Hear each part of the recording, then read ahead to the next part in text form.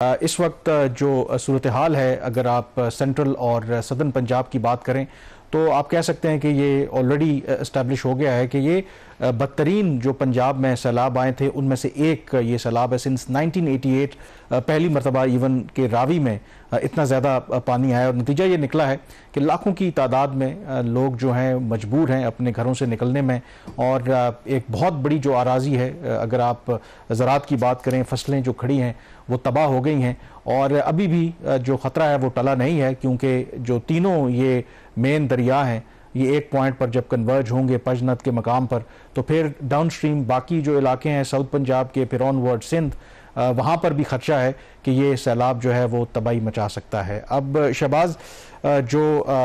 इस पूरा जो मानसून सीज़न है इससे कॉम्बिनेशन है कि एक तरफ तो गैर मामूली बारिशें हुई हैं, कोई 8वां 9वां ये जो स्पेल है मानसून का चल रहा है, फिर ये बारिशें महदूद नहीं हैं सिर्फ पाकिस्तान के ये जो कैचमेंट एरियाज़ हैं, इन दरियाओं के नदी नाले हैं, भारत में भी मकबूजा कश्मीर में भी इसी तरह की गैर मामूली बारिशें हुई हैं और इन बारिशों के नतीजे में फिर वहाँ पर जो सिचुएशन आई है, दरिया नदी नाले उनमें पानी में इजाफा हुआ है, डैम भर गए हैं, तो उसकी वजह से एक गैर मामूली सिचुएशन क्रिएट हुई है। और कहा जाता है कि तारीख में ये रेयर ही हुआ है कि तीन जो आपके बड़े दरिया हैं, चनाब, रावी और सतलज, एक टाइम पर यहाँ पर फ्लड आया हो, तो quite an unprecedented situation. Exactly, और ये जैसे आपने सही कहा कि ये सूरत हाल सिर्फ पाकिस्तान तक महदूद नहीं है, भारत के अंदर भी वहाँ से भी जो मीडिया रिपोर्ट कर रहा है 1988 के बाद this is the worst flood, जिसकी वजह से भारत का जो पंजाब है वहाँ पे भी बहुत ज़्यादा तबाही मची है सैलाब की वजह से। और यहाँ पे भी जो सूरत हाल इस वक्त आप देख रहे हैं वो काफ़ी हद तक जो है वो तशवीशनाक है और इसमें अभी तो रिलीफ और रेस्क्यू की ही बात हो रही है और जो सिचुएशन है वो डेवलप हो रही है। कोई हतमी इसके ऊपर अभी कहा नहीं जा सकता कि कितना नुकसान होगा और कितने मजीद इलाकों में ये सैलाब जो है वो तबाही मचाएगा। आपने बात की सेंट्रल और सदर्न पंजाब की, सिंध एक्सपेक्ट कर रहा है कि in the first week of September वहाँ पर जब ये रेला गुजरेगा तो क्या सूरत हाल बनती है। और जो 2022 का जो सैलाब था जिसके बारे में हमने कल के प्रोग्राम में भी बात की थी, और ये उसका एक रिमाइंडर है कि किस तरीके से जो चीज़ें हैं वो हो रही हैं। एक चीज़ बड़ी इंपॉर्टेंट है, जो कुदरती आफात है उसके ऊपर तो किसी का कंट्रोल नहीं हो सकता, लेकिन एक जो चीज़ है जो हमने सीखा है, जो अभी तक सीखा पता नहीं है या नहीं है, जो हमारे सामने चीज़ है कि दरियाओं के रास्तों में, दरियाओं के अंदर हाउसिंग सोसाइटीज़ जो बनी है, जो जगहों पे कब्जा किया गया जहाँ से पानी गुजरना था, नेचर जो है वो तो अपना रास्ता जो है वो बना लेती है। आप उसका नेचर का रास्ता कब्जा करोगे तो वो वापस अपना रास्ता जो वापस ले लेगी आपसे। तो ये हुआ है और ये भी एक लेसन है। इस पर जो अगली चीज़ करने वाली है, जिसके ऊपर जब सूरत हाल मजीद वाजी होगी नेक्स्ट वीक इंशाल्लाह हम इस पर डिटेल प्रोग्राम्स भी करेंगे कि इसके जो आफ्टरवर्ड्स हैं, एक तो रिहेबिलिटेशन और रिकंस्ट्रक्शन जो है इन इलाकों में, वो उसका फिर दूसरे के सैलाब का जो इम्पैक्ट आएगा हमारी महंगाई के ऊपर, फूड जो बास्केट है, ये जो जहाँ से ये पानी गुजर रहा है, ये फूड बास्केट है पाकिस्तान की, पूरे पाकिस्तान को फूड यहाँ से सप्लाई होती है। देखिए, कल भी जैसे जिक्र कर रहे थे, ये मतलब सेंट्रल और सदर्न पंजाब जो जितने दरिया के साथ इलाके लगते हैं, ये बहुत ज़रखेज़ फर्टाइल लैंड है और ख़ास करके जो इलाके अभी तक मुतासर हुए हैं, कसूर है, नारोवाल है, यहाँ पर पाकिस्तान का नहीं दुनिया का बेस्ट क्वालिटी चावल है यहाँ से प्रोड्यूस होता है। बाकी गंदम इस इलाके से जो फसलें हैं तो उसका बिल्कुल आई थिंक इम्पैक्ट देखना पड़ेगा। और दूसरा आई थिंक बात वही है कि जो हमारे यहाँ प्रॉब्लम है, अब प्राइम मिनिस्टर की तरफ से स्टेटमेंट सामने आए हैं कि हम देखेंगे कि जो लोग अनचेक्ड और अनरेगुलेटेड जगह पर जो कंस्ट्रक्शन हुई थी, जब ज़ाहिर है कि बाद में असेसमेंट होगी, कॉम्पनसेशन की बात होगी, तो वो घर या स्ट्रक्चर जो अनरेगुलेटेड या बगैर अप्रूवल के बनाया गया है तो उनको वो कॉम्पनसेशन नहीं मिलेगी। बट लेट से उस पर कितना अप्रूव होता है, क्योंकि मैं जो मुसद्दिक मलिक साहब हैं उनका एक टीवी इंटरव्यू देख रहा था और उन्होंने गिलगित बल्तिस्तान की बात की, तो उन्होंने कहा था हम गरीबों को कहते हैं कि जी वो दरियाओं के करीब बनाते हैं। उन्होंने कहा जी जो उनकी ऑब्जर्वेशन है वो तो सारी इलीट है, जिनके रिजॉर्ट्स हैं, होटल्स हैं, वो तो सारे वो तबका है जो हम वैसे ही गरीब को ज्यादा ब्लेम करते हैं और ये रियलिटी है। अगर आप चले जाएं लाहौर के अंदर जो तबाही है, लाहौर के अंदर तबाही में इल्जाम लगाया जा रहा है प्राइवेट हाउसिंग सोसाइटीज के ऊपर कि उनको बचाने के लिए जो गरीबों के इलाके थे वहां पानी छोड़ेंगे, but these are the allegations की कोई पीछे कोई प्रूफ नहीं होता, वेरीफाई नहीं कर सकते। बट एक चीज तो क्लियर है ना कि जो एक दरिया का इलाका है उसके अंदर हाउसिंग सोसाइटीज बिल्कुल क्लियर है कि हमारे यहाँ कानून कायदा तो आपको पता है कि उस तरीके और ये जब सैलाब गुजर जाएगा, अल्लाह खैरियत रखे, चीजें रिस्टोर हो जाएंगी, फिर लोग भूल जाएंगे जी कुछ हुआ था 2022 की चीजें, जैसे हम कल के प्रोग्राम में कर रहे थे डिस्कस। पर बहरहाल मेरा ख्याल इसके ऊपर जो फर्दर डिस्कशन है वो नेक्स्ट वीक के प्रोग्राम में करेंगे। एक और जो चीज़ अब इसके साथ ही डायरेक्टली लिंक तो नहीं है, वो है इशू पाकिस्तान और चीन के ताल्लुकात का, खासतौर पर जो इकोनॉमिक रिलेशन। आपको पता है कि पिछले दिनों में खासतौर पर मैं ऑनवर्ड्स इंटरनेशनल रिलेशन पाकिस्तान में बहुत ज़्यादा डिस्कस हो रहे हैं। कामरान, ये आपको पता है जब सीपेक शुरू हुआ था आज से कोई 12 साल पहले, तो सीपेक के अंदर एक ही स्ट्रेटेजिकली इंपॉर्टेंट प्रोजेक्ट था, उसका नाम था मेन लाइन रेलवेज की, जो थी जो पेशावर से लेके कराची तक जो रेलवे की लाइन है, इसकी रिहेबिलिटेशन रिकंस्ट्रक्शन का प्रोजेक्ट था। इसकी मुख्तलिफ इसके टाइम पे इसकी मुख्तलिफ असेसमेंट्स हुई इसकी कॉस्ट की। इनिशियली जब सीपेक $47 बिलियन का अनाउंस हुआ था उसमें इसकी कॉस्ट को $7 बिलियन थी। बाद में डिज़ाइन के चेंजेस की वजह से इसकी जो लागत थी वो $10 अरब पे गई। फिर चीन ने कहा कि नहीं, पाकिस्तान की जो इकोनॉमिक मसला वो इतना स्ट्रांग नहीं है, डेट पहले ही पाकिस्तान ने बहुत ज़्यादा लिए, तो आज आप इस प्रोजेक्ट की जो कॉस्ट है इसको रिड्यूस करो, जिसके लिए डिज़ाइन में तब्दीलियाँ करनी पड़ी और ये इसकी जो लागत थी वो $7 अरब पे कोई 2 साल पहले की गई। लेकिन फिर भी चीन ने इसके लिए जो है वो कर्जा नहीं दिया, जो सबसे बड़ी डेवलपमेंट है, जो बड़ा एक सिग्निफिकेंट डेवलपमेंट है। और this also reflects on the China Pakistan economic corridor कि सीपेक कहाँ खड़ा है इस डेवलपमेंट के बाद। वो डेवलपमेंट ये है कि चीन ने अब इस प्रोग्राम के लिए, एटलीस्ट इस प्रोजेक्ट के लिए अभी तक ना कर्जा दिया है, ना लग रहा है कि चाइना इसके लिए कर्जा देगा। उसकी वजह यह कि पाकिस्तान ने अब एशियाई तरक्याती बैंक से रब्ता किया है कि आप इसकी जो डेट फाइनेंसिंग है मेन लाइन 1 प्रोजेक्ट की वो चीन एडीबी करे चीन के बाद। तो एडीबी चूंकि बहुत बड़ा प्रोजेक्ट है और इसलिए एडीबी अकेला शायद इसकी फाइनेंसिंग ना कर सके। 2 और इंटरनेशनल मल्टीलैटरल जो ऑर्गेनाइजेशन है, जिसमें एक आपका है एशियन इंफ्रास्ट्रक्चर इन्वेस्टमेंट बैंक जो बेसिकली चाइना बेस्ड एक बैंक है, और एक यूरोपियन इन्वेस्टमेंट बैंक, उनके साथ मिलकर इसकी फाइनेंसिंग की बात हो रही है। और ये जो फाइनेंसिंग की जो दरख्वास्त की गई हाईएस्ट लेवल पे की गई है। आपको पता है इन दिनों चीन कह रहा हूँ एडीबी के जो सदर है वो पाकिस्तान के दौरे के ऊपर है। उनकी मुलाकात वजीर खजाना से हुई, इकोनॉमिक अफेयर्स मिनिस्टर से हुई और प्राइम मिनिस्टर ऑफ पाकिस्तान से मुलाकात हुई। तो उसमें पाकिस्तान ने अब बाकायदा रिक्वेस्ट की है एडीबी से कि ये जो ML1 प्रोजेक्ट है इसके लिए फंडिंग फराहम करें। अच्छा, इंटरेस्टिंग ये आपने की है, क्योंकि ज़ाहिर है कि ये बिल्कुल आपने ठीक कहा कि सीपैक के अगर जो कुछ स्ट्रेटेजिक प्रोजेक्ट था तो उसे ये ML1 प्रोजेक्ट उसमें शामिल था और इस पर उस तरीके से अमल दरामद नहीं हुआ। क्या ये मामला इसको किस तरीके से देखना चाहिए कि चीन के साथ इस मामले के ऊपर अब शायद हमारी राहें जुदा हो गई हैं, या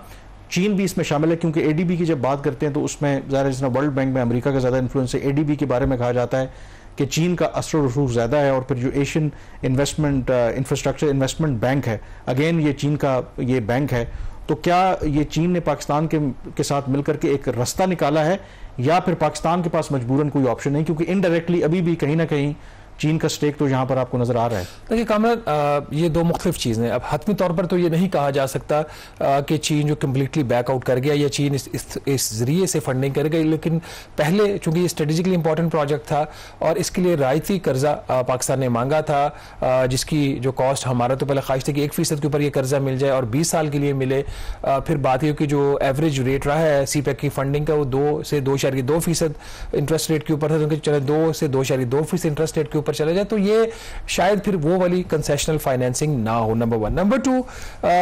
एडीबी का आपने कहा उसमें बिल्कुल चीन का इन्फ्लुएंस तो है, लेकिन चीन से ज्यादा वहां पे जापान का इन्फ्लुएंस है और अमेरिकन भी इन्फ्लुएंस है, बट जापान और चीन का ज्यादा इन्फ्लुएंस है। एशियन इंफ्रास्ट्रक्चर इन्वेस्टमेंट बैंक है, इसके अंदर चाइना का इन्फ्लुएंस है। तो ये जो एडीबी की फाइनेंसिंग होगी इसमें AIIB जो चाइनीज बेस्ड एक बैंक है, जो चाइना का ही एक इनिशिएटिव था इस बैंक को एस्टैब्लिश करना as an alternate to the जो आपके थे वर्ल्ड बैंक और IMF। तो अब भी इसमें जो मेरी जराए से बात हुई है, इनिशियली एडीबी जो है $1 करोड़ की एक वो सस्ता कर्जा देगा सिर्फ इस चीज को असेस करने के लिए कि क्या कमर्शियली वायबल है ये प्रोजेक्ट, उसको किस हद तक फंड किया जा सकता है। जो इब्तदाई जो इतला सामने आई है, जो जराए से इंफॉर्मेशन आ रही है कि इसका जो एक सेक्शन है ML1 का कराची से रोडी वाला, उसको एडीबी फंड करेगा, बट उसकी जो आउटकम्स होंगे, ये जो $1 करोड़ की इनको जो लोन मिलेगा उसका वो डिटेल जो डिज़ाइन उसको स्टडी करेगा, रूट को स्टडी करेगा। उसके बाद इसकी जब फंडिंग इसकी जो फाइंडिंग्स आ जाएंगी तो पॉसिबिलिटी एक ये है कि अगले साल 2026 में समवेयर अक्टूबर नवंबर दिसंबर 2026 में चीन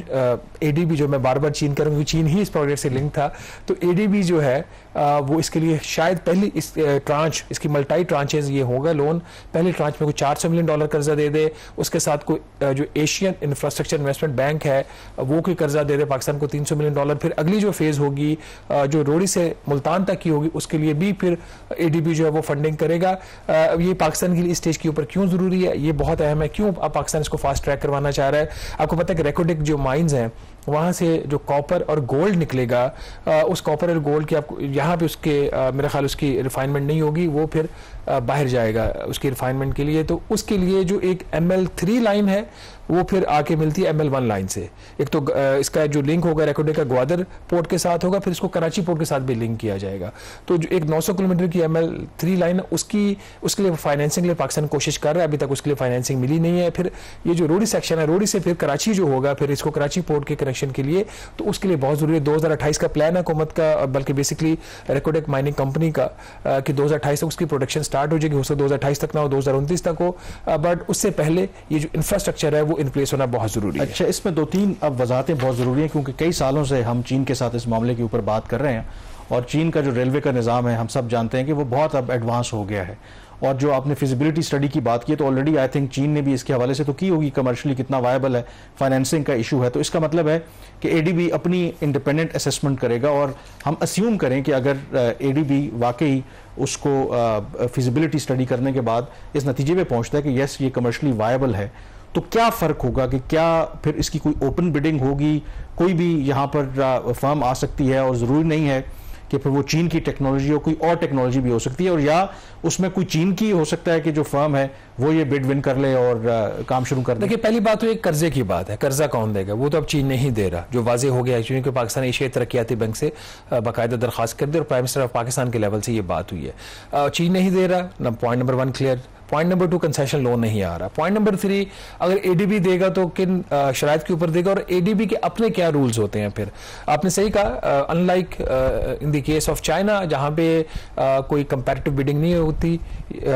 इन्होंने अब कंपैरेटिव बिडिंग ये करेंगे। ये कंपटीशन होगा, उसमें चाइनीज कंपनीज भी ले सकती हैं, अमेरिकन भी ले सकती हैं, साउथ कोरियन भी ले सकती हैं, जापानीज भी ले सकती हैं, कोई भी उसमें हिस्सा ले सकता है। अब जो इंटरनेशनल कंपैरेटिव बिडिंग होगी, जिसका जो एडीबी के जो रूल्स है उसके तहत होगी,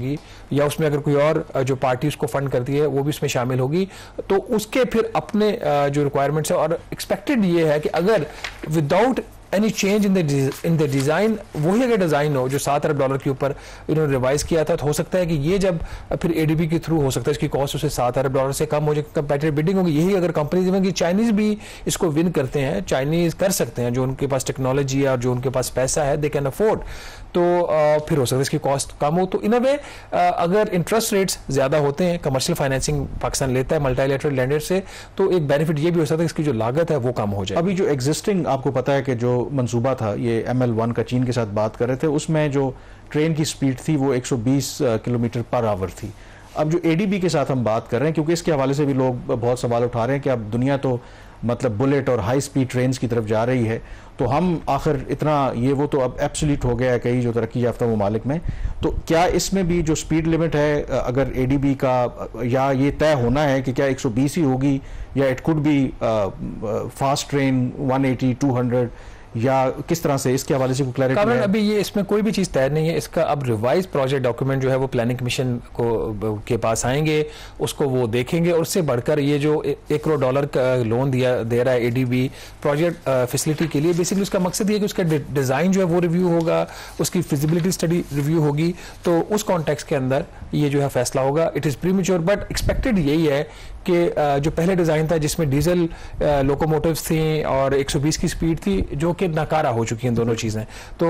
अब अगर एडीबी आ रहा है, मल्टीलैटरल लेंडर्स आ रहे हैं, कंपैरेटिव बिडिंग हो रही है, तो ये दोनों जो इश्यूज हैं होपफुली, और हमने इंतजार किया ही है, हालांकि ये बहुत पहले बन जानी चाहिए थी, तो फिर ऐसी बनानी चाहिए जो अगले 30-40 साल तक और फिर इसमें अभी भी काम। आपको पता है नाज़रीन की शहबाज शरीफ साहब जो हमारे प्राइम मिनिस्टर की डिजायर है कि हर चीज फौरी हो जाए, तो उनकी ये ख्वाहिश है कि जून 2026 में एडीबी की फंडिंग के साथ वो ML1 का इफ्तिताह करना चाह रहे हैं। जो पाकिस्तान रेलवेज ने उनको अर्लीस्ट जो टाइमलाइन दी है वो दिसंबर 2026 की है। जून 2026 हो या दिसंबर 2026 हो, एटलीस्ट ये प्रोजेक्ट अब शुरू हो जाए। यहाँ पे छोटी सी ब्रेक लेंगे और ब्रेक के बाद जब वापस आएंगे तो बात करेंगे पाकिस्तान में क्या इंपोर्टेड गाड़ियां सस्ती होंगी अगर बजट में ड्यूटीज कम हुई या फिर एक दफा महंगी होने जा रही है। इस पर बात करें छोटी सी ब्रेक के बाद।